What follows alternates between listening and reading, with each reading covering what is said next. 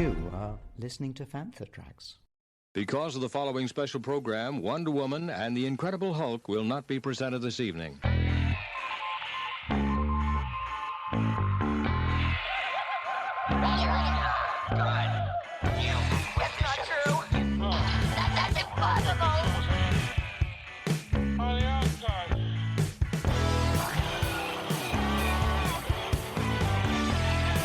It's time to get all your Star Wars news in a single file.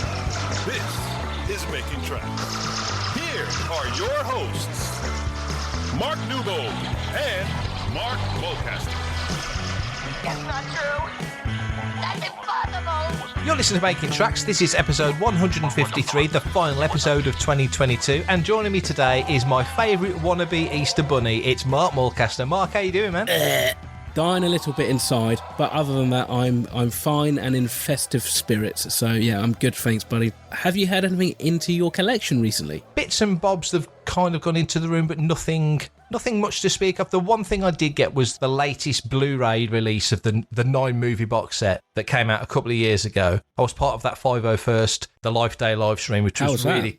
Oh, it was really cool. It was myself. It was a guy called John Gallagher who designed Darth Revan for Star Wars: The Old Republic. It was Brian Herring and Dave Tree, who obviously Dave is a collecting expert. So it was a really good bunch of folks all talking about memories of collecting first toys we got, things we wished we got and didn't get. And it was an hour-long panel. And yeah, it was really fun. But at the end, it was kind of cool. They said, "Oh, show us your room," because I'd tried to record on my computer setup, because it was moving things around. I'd sort of put the wrong things into the wrong places and couldn't figure out how to get anything to work. So I just live streamed on my phone. So I was actually able to pick up the phone and walk around the room and sort of give a bit of a view, which was kind of nice because I'd changed the room around. But then since then, I've changed it around again. Yeah. Believe me, that room has stayed the same for about 8 years. Oh, so wow. it's really in flux. Trouble is, it kicks up a lot of dust, hence the cough. How about you? Anything new coming for you? From Amazon, I had delivered the Dengar and IG-88 Retro Collection 2-pack, and also the Boba Fett and Bosk Retro Collection 2-pack. More importantly, from a costuming front, I have received my new Boba Maker jetpack for my Boba Fett costume. Oh, wow. By a fantastic gentleman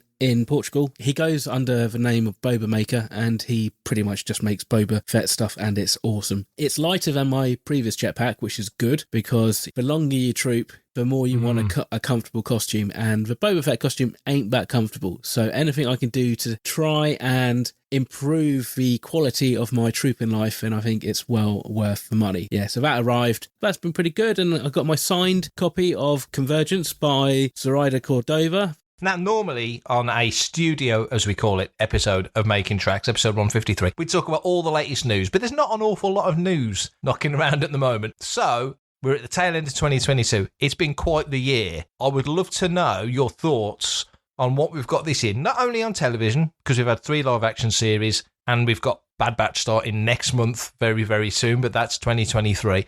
But we have had Tales of the Jedi, we have had some other stuff this year, but also events and conventions. We've both been around and about this year, been out and done plenty of things. So, Mark, 2022, how's it been for you? I think it's been a pretty good year. You think, considering last year, 2022 kind of rolled around and suddenly everything was lifted and we could get out to conventions and events, and I could do some troops and stuff. So, yeah, it's been fantastic. It's been really nice to get back into the swing of things. We have been really spoiled for Star Wars this year. We've had decent books, we've had some great comic series, 3 live action series. You put the right, you add up the runtime for that. That's like the equivalent of like 10 films at least. So I don't think you could ever wish for many more Star Wars than that. Could you? When you put it in those terms, I mean, of course, a movie is a movie and TV is TV, but the gap is shrinking considerably. But yeah, you're right. I mean, we had, 7 episodes of Book of Boba Fett. We had 6 episodes of Kenobi. We had 12 episodes. That's 25 episodes. Yeah. Call it 22 hours, let's say. 22 hours. What's that? That's like 8 films. Yeah, pretty much. So that's almost the runtime of a whole Star Wars saga. I mean, and that's the thing. It's like, as Star Wars fans, we all have this tendency to just kind of keep on looking at the horizon as to what's coming next. Me and you were talking about Acolyte and stuff going on at Pinewood with Andor 2. But yeah, we've had some fantastic Star Wars. And, and I think also what's been cool is that we've had 2 series, well, really 3 series, that have really been the cornerstones of that first initial wave of Disney Plus series. After we had Mando, it was Book of Boba Fett and Andor, and so these have been like percolating away in the background for several years, so it's really nice to actually finally get a chance to see it all. Talking on that topic, the start of the year, Book of Boba Fett, I mean, it was a show that sort of divided, but not in an episode 8 way. You know, it did divide the fandom to a degree, let's say. You know, some loved it, some were ambivalent towards it, and some were not that keen on it. When you look back at it now, and I'm certainly ready for a rewatch now, because I think when these things come out, you know, you and me talk about it on reaction chats. We're watching it to review it for the site. We kind of watch each episode a few times, and then that's the big thing for the week, and then you move on to the next one. It'd be nice actually now, I think, to go back and rewatch them with a clean slate, if that makes any sense. How do you now look back at Book of Boba Fett? Yeah, I think Boba Fett was a solid start, but you are right. I think it's probably been the most polarising of all the series that we've had so far, both in terms of like the structure of it, but also I guess it comes down to fans' expectations. I mean, you are right. I think with both Book of Boba Fett and Kenobi as well, it will be good to see them in a more of a binged kind of way, because I do think sometimes when you watch these series now and you watch them back to back, the things that really became a big issue at the time are actually not that big a deal in the grand scheme of things. And I think when you get the opportunity to see it from a closer viewing perspective, you can kind of see, I think, the overall story a lot better than what you can do when it's like week in, week out. So that is definitely something I might have to try and do. I might see if I can squeeze it in before Bad Batch starts. It was a book of two halves, really, when you think about it. With those 2 episodes of which really focused on the Mandalorian slap bang in the middle of the series, it kind of was a bit jarring. But at the same time, I can kind of see why they did that, because I think if we'd gone really to now or into 2023 and had not seen anything from Mando or Grogu, I think that's quite a long period of time to kind of go from a marketing perspective to not actually have these characters being prominent and being out there, you know. So it was quite a nice way to tie up the end of season 2 of The Mandalorian, so that when we start season 3, it's going to be like a clean kind of start, I guess. Let's leave Andor to one side, because I think Andor is very much a different kettle of fish. But between Book of Boba Fett and Kenobi, if they were Blu-rays on your shelf, which one are you most likely to reach for first? That's a cracking question, and a sad one, really, because I'd love to own them both on Blu-ray. I so wish that they were still invested in physical media like they used to be. I think I would pick Obi-Wan out of the 2, partially because I think the story is that much nearer to that era of Andor, which is so interesting. That era, that build-up to what it's moving towards is so interesting, and Kenobi kind of latches onto... It's more sort of in line with Solo than it is with Andor in time-wise, but nevertheless, it's a place that is definitely of interest in the story, and I think Ewan coming back and clearly being so into it was refreshing, not just because it was a great performance, because goodness knows we've got great performances ahead of us, you know, later into the autumn with Andor, but just to see Obi-Wan again, just to see Vader again done so well on the television, and to have Ewan back and Hayden back and Vivian Lyra Blair was wonderful and an absolute find. There's elements of the fandom who are just so deeply into the prequel era. Anyone who grew up on the Clone Wars, it just tied into all of that really, really nicely. So I would say out of the 2, I would pick Obi-Wan. But that being said, you nailed it with Book of Boba Fett. It's a tale of 2 halves, you know, in the sense there's 7 episodes and 2 of them are just very incongruous with the rest of it. People joked and almost said it with a smirk on the face that it's Mando season 2.5. But it kind of is Mando season 2.5. Yeah. And I just wonder, now that we're on the doorstep of season 3, starting March 1st next year, I just wonder now whether Lucasfilm are happy that they gave a conclusion to the Mando-Grogu relationship when they did, and it's a clean slate to start season 3 and push forward with another storyline, or whether they wish they'd held on to it. I do wonder whether they think, oh, we're glad we did that, or look back and go, wish we'd saved it. I thought the music for both shows was excellent. Natalie Holt did a great job. So all those elements were superb. We've been quite spoilt this year, so in many ways. Yeah, I think so. Hi, this is Vivian Lyra Blair, and you're listening to Fantha Tracks. We're about a month removed since Andor came out. So, you know, looking back on that, and I was actually lucky the other day that I needed to listen to pretty much most of the episodes. I didn't get a chance to sit down and watch them properly, but I had them on in the background. That series really works as a bingeable series. And I just kind of like, I was watching it and I was doing some bits and bobs in my house, and that whole series just flows really well. And I think the problem that Andor is going to present us is actually if this is probably the best and the top tier Star Wars that we're getting in terms of storytelling. Just, how is it going to compare when we do go back and we watch stuff like Book of Boba Fett? Or again, do we just kind of have to take each one in its own merits? Star Wars has done this anyway, hasn't it? There's always been the more action-focused, the more lore-focused, the more slightly more mature, the slightly more humorous, whatever, And Clone Wars as a series, I mentioned Clone Wars earlier, Clone Wars as a series was a good example of that is all encompassed under one umbrella. Weird analogy, but a bit like the Harry Potter series, starting off as like kid movies and working their way more and more and more mature and more at stake and harder. When you get to the last two, it was a full-on fantasy, not adult, but it was pushing the boundaries. And Clone Wars always showed you, your Meebo Gascon droid episodes, and then you'd have some sort of real deep Senate stuff, and then you'd have season 7, which might as well have been a movie because it was so massively done, and they're all part of the same thing. But it really did give you a bit of everything. With Star Wars, Andor right now, performance-wise, script-wise, the way it's laying things out, I mean, goodness knows we're all gagging for season 2, and it's not next year, it's the year after, and well into that year as well. We've got a long time to wait until we get the resolution of that. You watch Andor, and there's no Force users in Andor, and there's no lightsabers in Andor, and it's very gritty and on the ground and, real. If you had Obi-Wan Kenobi turn up in Andor, it wouldn't feel wrong because it's Star Wars and we know that. The tones are so different. I think it works. It's all the same galaxy. It definitely works. To be fair, like you said, we kind of get that with Clone Wars, and we've had that for, really since like 1991 with the expanded universe. And I suppose that's the thing, like fans as old as me and you, we've had the books that are a lot more easygoing and skate over kind of stuff. Then you have some of the other books, like I'm thinking like Catalyst and stuff like that, which kind of really dig deep and plague us, dig deep into the lore and backstory and the minutiae. So I think it's nice actually. Disney Plus has been able to do that a little bit as well, and show us that we've had that ability from the storytellers to offer us different types of Star Wars, which is also the thing that I think will help keep Star Wars resonating with a new audience with every new series. Hey man, it's me, Kevin Smith, Star Wars fan, Fantha Tracks fan. We're here at Croydon. I'm here with Michael Carter, Bib Fortuna from Return of the Jedi. How's your day going so far? Very pleasantly, thank you. Do you do many events these days, still getting out and about? No, I do the occasional one, only the ones I want to do. I don't do the circuit, I'm too old and a bit past it. When you do get out and about and do stuff, do you enjoy the interaction with people like myself or general fans, or seeing kids come into it as well? I like seeing the kids. I mean, it's kind of strange because none of us who made these films thought that this would still be going on 40 years later.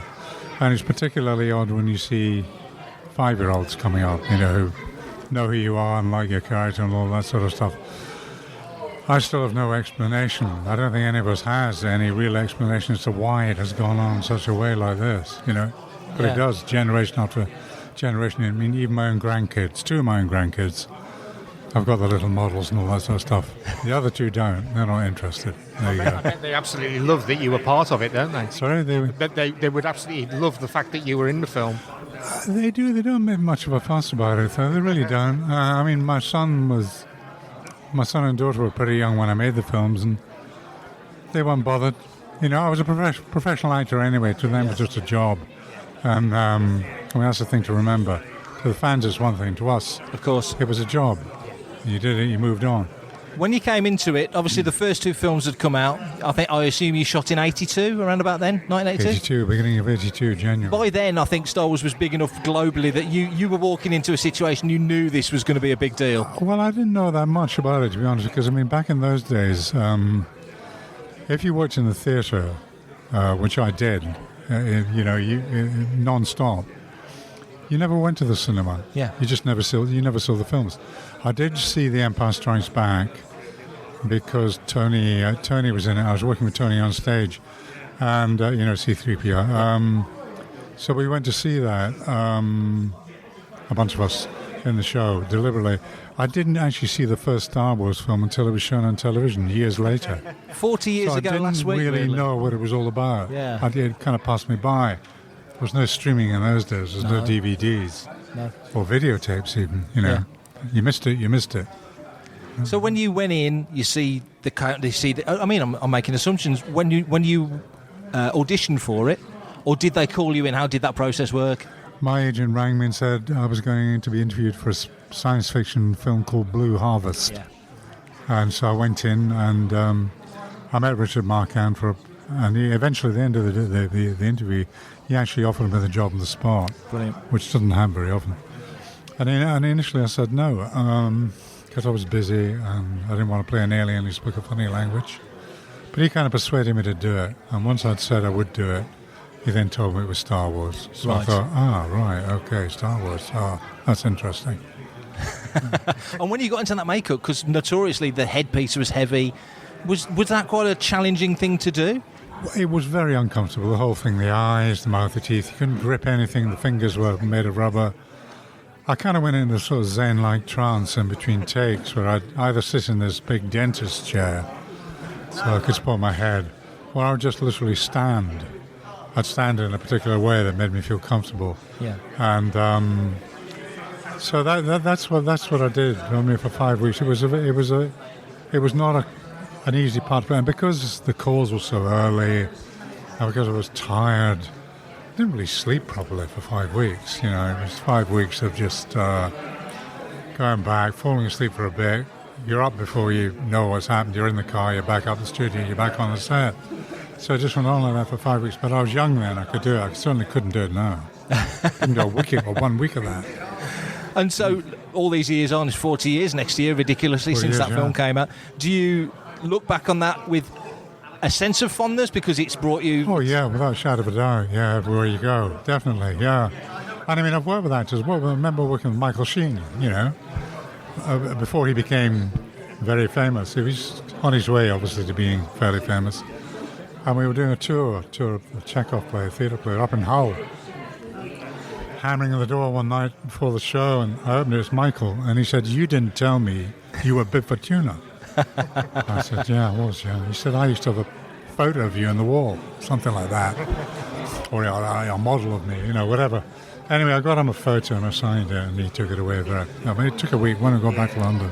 So stuff like that, you know, I've worked with people. I worked with a director once who just gave me a job in his film simply because I'd been Bib Fortuna, and when he was a kid, Bib was one of his favourite characters. So Bib's done me a lot of good over the years. I'm quite grateful to him. Yeah, you were one of the first, got to say, when Jedi came out, you were one of the first wave of action figures that caught a lot of people's imagination. Oh, right, yeah. You remember that? Yeah.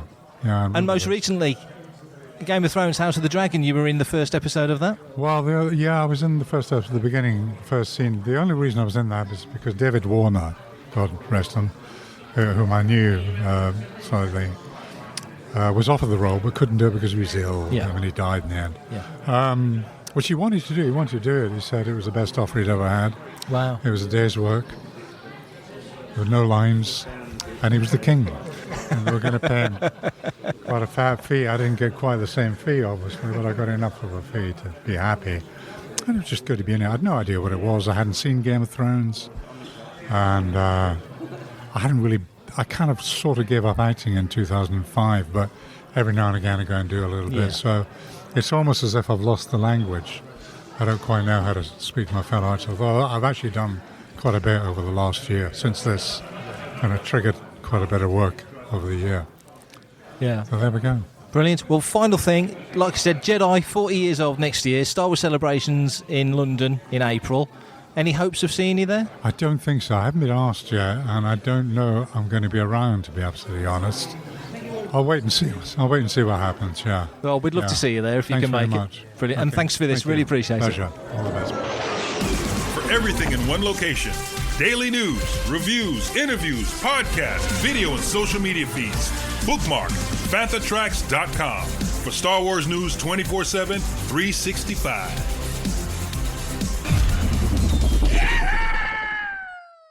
What's been your favourite convention this year? It's been a real busy one this year for conventions, and I think it goes back to what you said a minute ago about how obviously we were sort of not literally locked down for 18 months, but we couldn't do an awful lot for 18 months, and the doors were locked for a significant amount of time. And it's been so nice to get out and see yourself again at shows and see a lot of other folks at shows and catch up with old friends and, you know, reacquaint yourself with people. I've been lucky this year. I had a family holiday in the States, so I finally got to Galaxy's Edge, which wasn't a convention, but it was a big tick on the list to do. And we've had Celebration, which was excellent, long flight, which is always the killer, but it was a really great show and really super enjoyed that. Me and Matt did New York Comic Con and had a blast. That place can be hard work, and we breezed it. We covered everything and did it effortlessly. So that was a treat as well. We've had some great shows. We talked about this on Good Morning Tatooine, and the consensus between myself, Matt and Brian was that Star Wars Fan Fun Day, it's just one of those shows that is always consistently enjoyable, relaxing, well run, welcoming. You're always bumping into folks that you know. Everyone's got a smile on their face. There's never any drama. I'm jinxing it now. Sorry, Neil and Paul. But there's never any drama. It always goes well. Yeah, you walk away going, doing that next year. And so I think on the face of it, even though we've had, like I say, some great America trips and had obviously some fun meeting folks over there, massively missed the Rancho trip that never quite came about. Hopefully that'll be back on next year. But yeah, I would say Star Wars Fan Fun Day. Recently just had it. Farthest From's always fun. It's always enjoyable. You always see stuff there that you don't see anywhere else. And it's a great gang of people as well. And Echo Base, I'm adding to the list now. Echo Base is always interesting as well. The guys up in Redditch always put a great show on. When they say people come from far and wide, you're not kidding. They really do come from all over the place for Echo, because it's a show that you just don't see anywhere else. Like Farthest From, with the vintage side of it. So we're very lucky in the UK to have such interesting shows and knowledgeable people running them. How about yourself? I mean, it's different for you, Mike. You just mentioned your Boba Maker costume edition with the pack and everything. You're out there doing what you do for the Rebel Legion. What's it been like for you? It's been great getting back. And actually, what's nice is that I think very quickly we kind of fell back into a nice, healthy rhythm of doing things. And it wasn't just like, oh, we've got to adapt to things anymore. Great to kind of get back to how things were. I mean, some of the standout events for me would have been Invasion Colchester in September. And actually the other side of the summer, we obviously, you were there as well, we were at London Film Comic Con. Yeah. Dave Tree kind of put on a really good Star Wars zone for that, which I believe, hopefully, all being well, will come back this coming year. The last real event I did was the Big Pinewood Troop, which for me, for many reasons, was just like, you know, the icing on the cake and really topped off a really good, solid year of events. I've got some New Year's resolutions when it comes to what events I need to get to.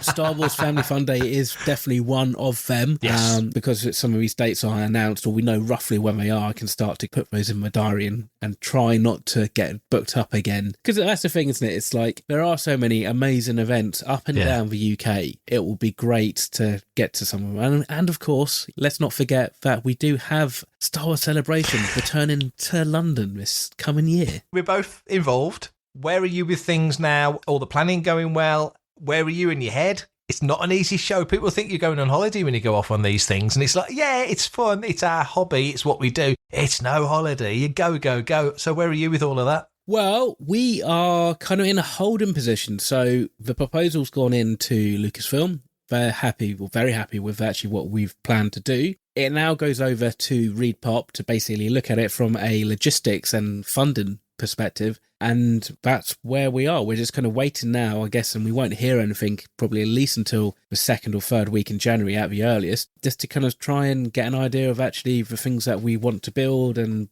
bring over from Europe and stuff can actually come, and there's going to be enough space. And obviously on the flip side, we've also got social events we're trying to plan, and the problem is, it's like, you know, unlike us Star Wars fans of that, you know, as soon as Celebration gets announced, we're kind of like, we book the hotels and we get the tickets and we start making plans. Not all these venues will book up that far in advance. So actually we're now waiting to speak to some venues to kind of get some other social events happening so that, you know, we can have a really busy weekend over those 4 days. It's going to be fantastic. And obviously, you know, the Cantina, #Cantina2, tickets are on sale for that. So that's definitely one to go and get some tickets for now. I mean, obviously, the other good thing is you can start to spread the cost a little bit. So then suddenly when all these other events get announced, you're not having to choose between which ones you go to. To people who don't know or don't go or don't understand the lay of the land, For the costuming groups, for example, how important are the socials? Because some of these big celebrations, you've got people coming in from the continent, you've got people coming from the States, there's people who are around the UK that may stay regional but come together for celebration. It's a chance for literally everyone to get together. So how important are those socials on the grander scheme of what the Rebel Legion does, to say nothing of the Mandos or the UKG or anybody else?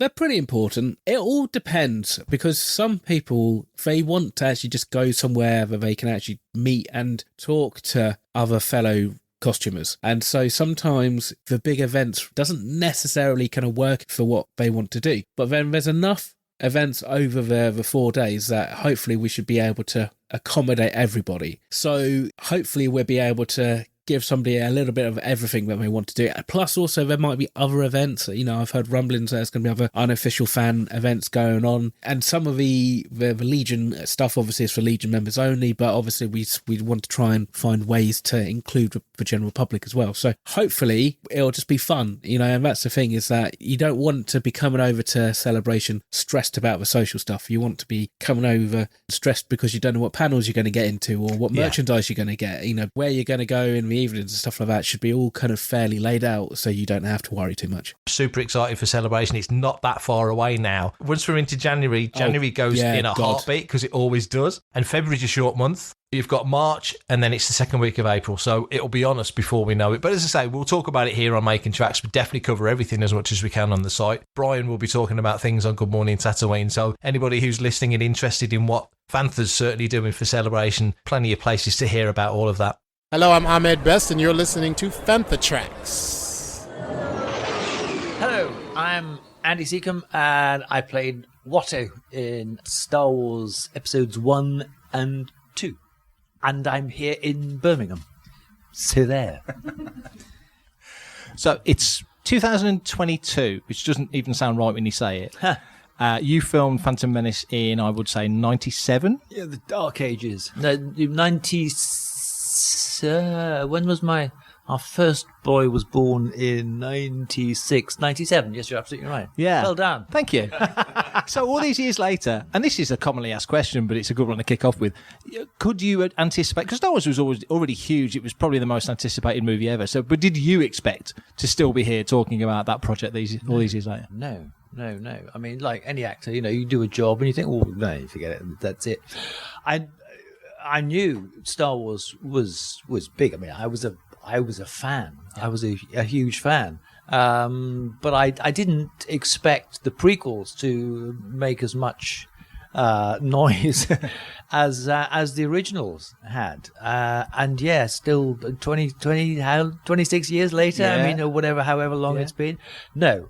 I didn't, and it's slightly embarrassing because I get people coming up to me and saying, "Could you quote this particular line?" I'm going, Could you help me out, please? It's a very long time ago now. So yeah, no, I'm thrilled and delighted because I get invited to things like this and to meet all the lovely people. Memorable moment, yes. The first day of filming,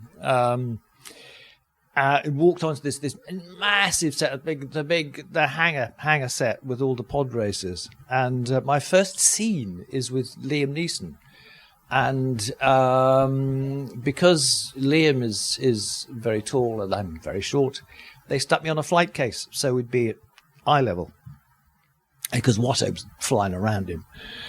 And I had that line.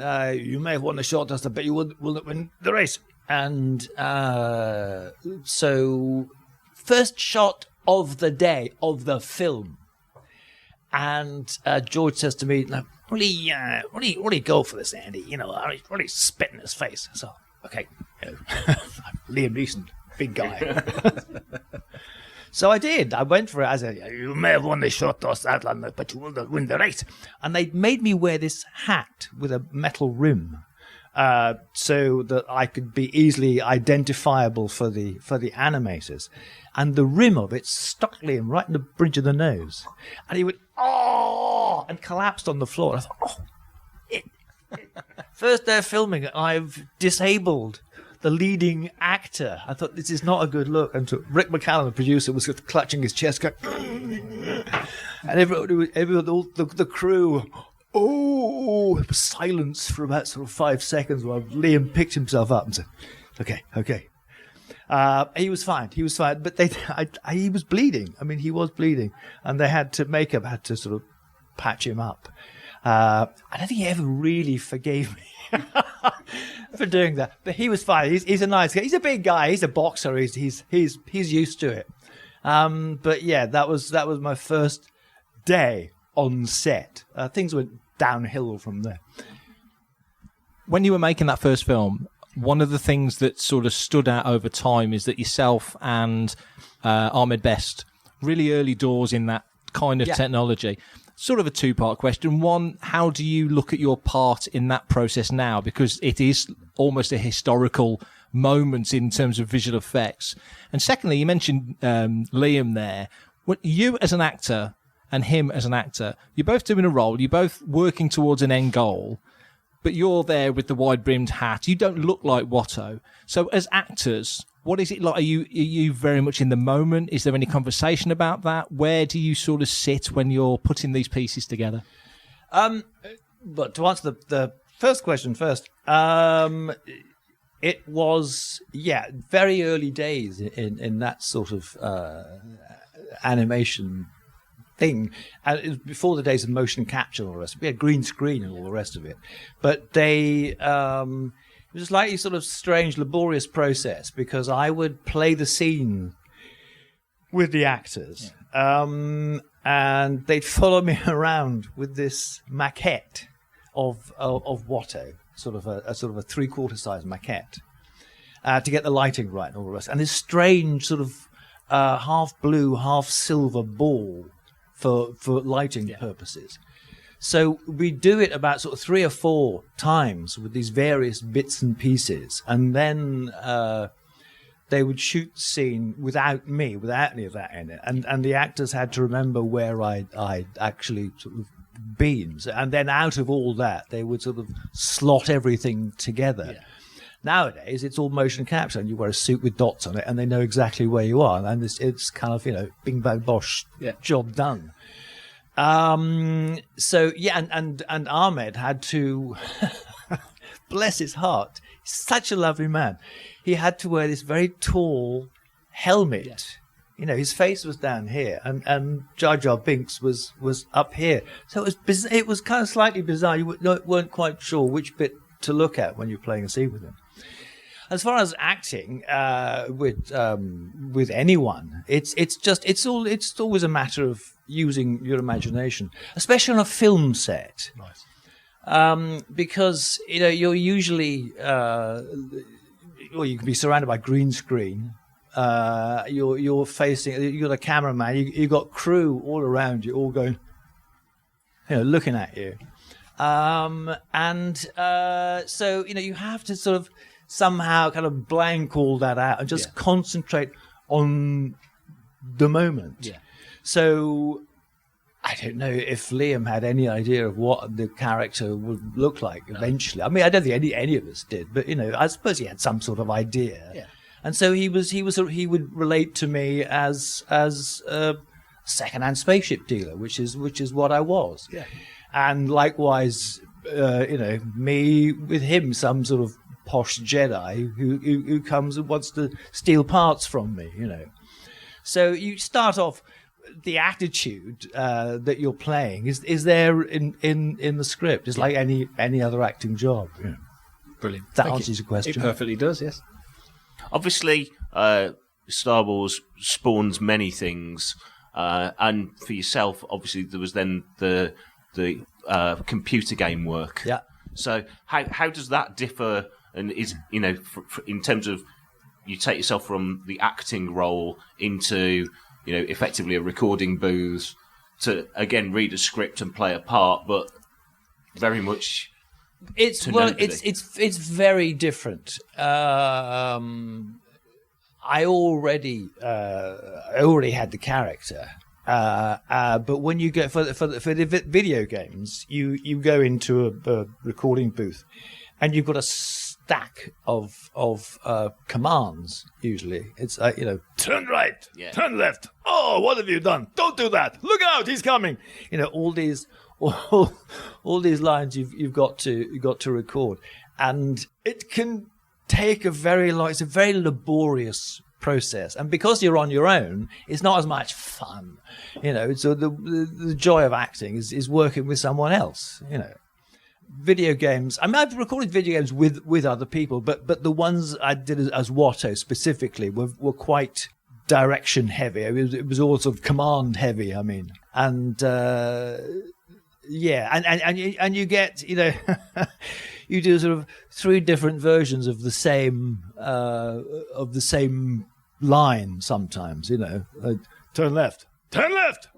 Turn left. You have to various variations that you have to do. So it can get a bit tedious at the end of the day. Long days too. I mean, I think I can't remember what it was. Was it Knights of the Republic or something like that? I did that over sort of 2 full days, 2 or 3 full days. And coming back to the films, obviously. Phantom Menace and more recently Attack of the Clones have had sort of 20th anniversaries.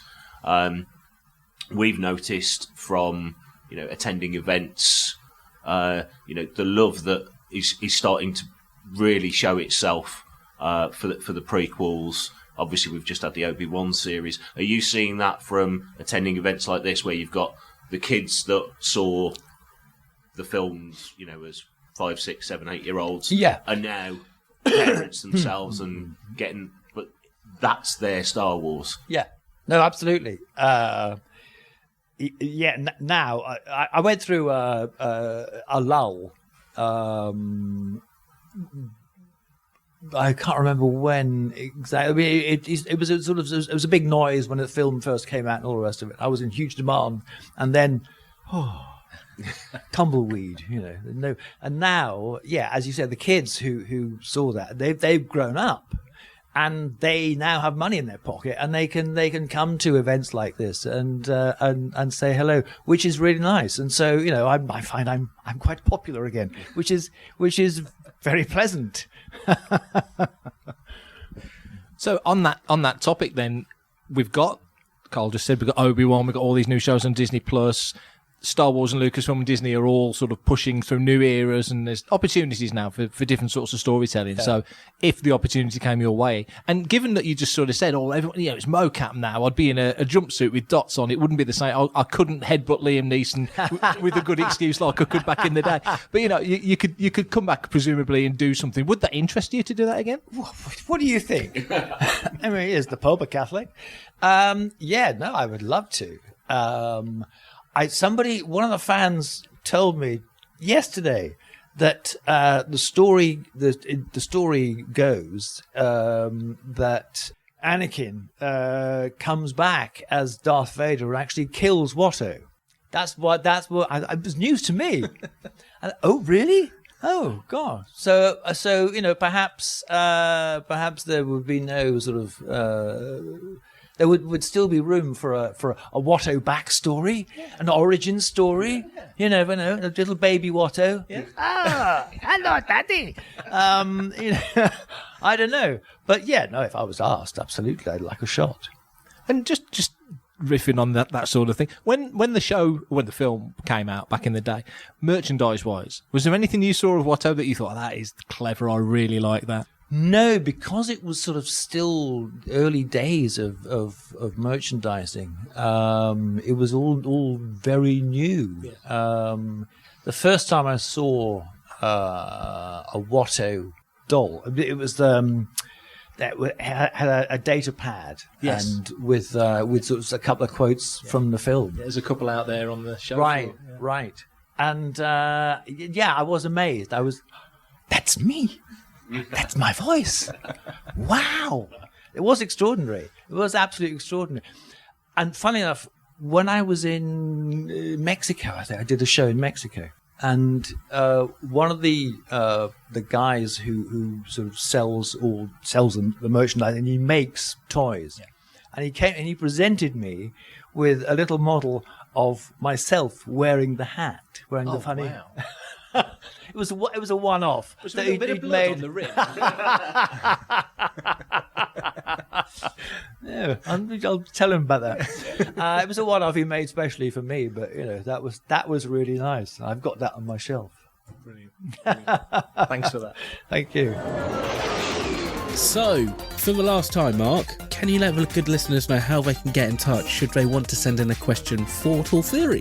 This is the 4th end-of-year episode you and me have done. Can't believe it. 5th one next year. It's mad. Thanks for listening to Making Tracks as always. If you want to be a part of the action and stay updated on all the latest Star Wars news, visit panthertracks.com or check out the free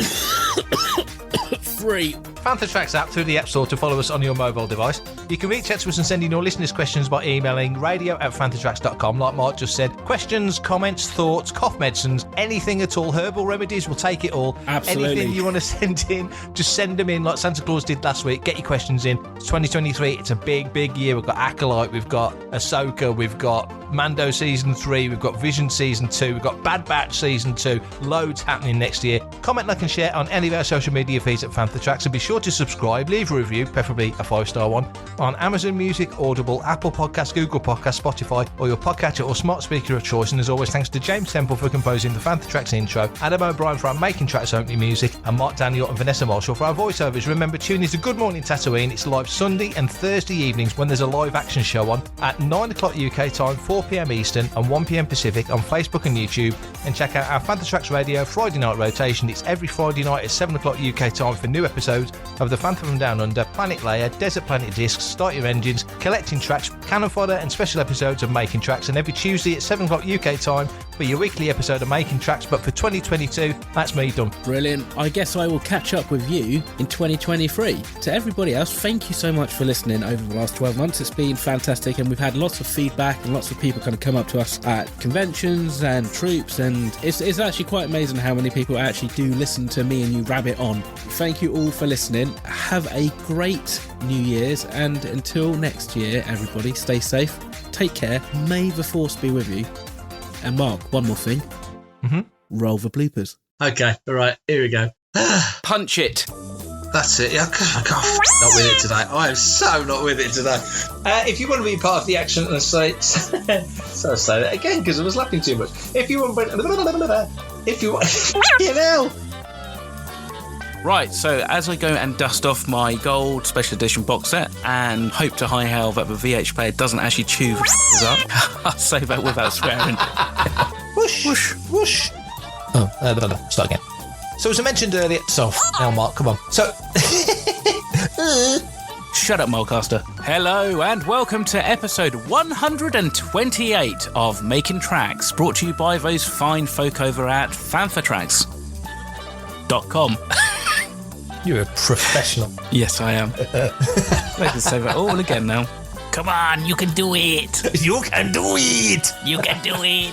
Hello and welcome to episode 130 of Making Tracks, brought to you by those fun... I knew I should have warmed up a little bit before I started this. Do re mi fa sol la ti do. No! Thank you for that, Mark. Appreciate that. Very... and that. And that. Need to... Start again, Mark. You're listening to Making Tracks. No! Episode 135 of Making Tracks, brought to you by those... No, 136, isn't it? You twat. Hello, and welcome to episode... Making Tracks. It's a trap. We are going to kick off with probably one of the coolest announcements we've made on Lightsaber. Wow, that's going back a bit. Bloody is, isn't it? I don't know where that came from. Flipping it. He's never said...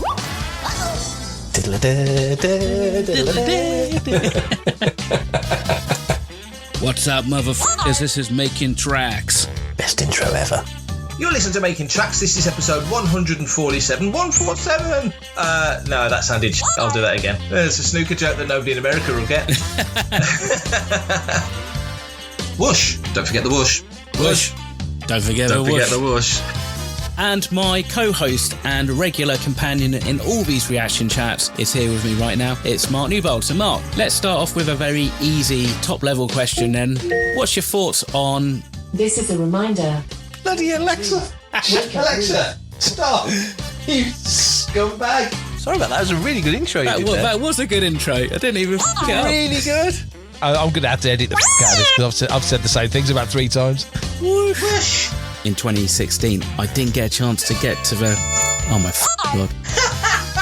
2 secs, I'll get that. I mean, it's one of those things I think actors, unless you're doing a play, which... Oh my God.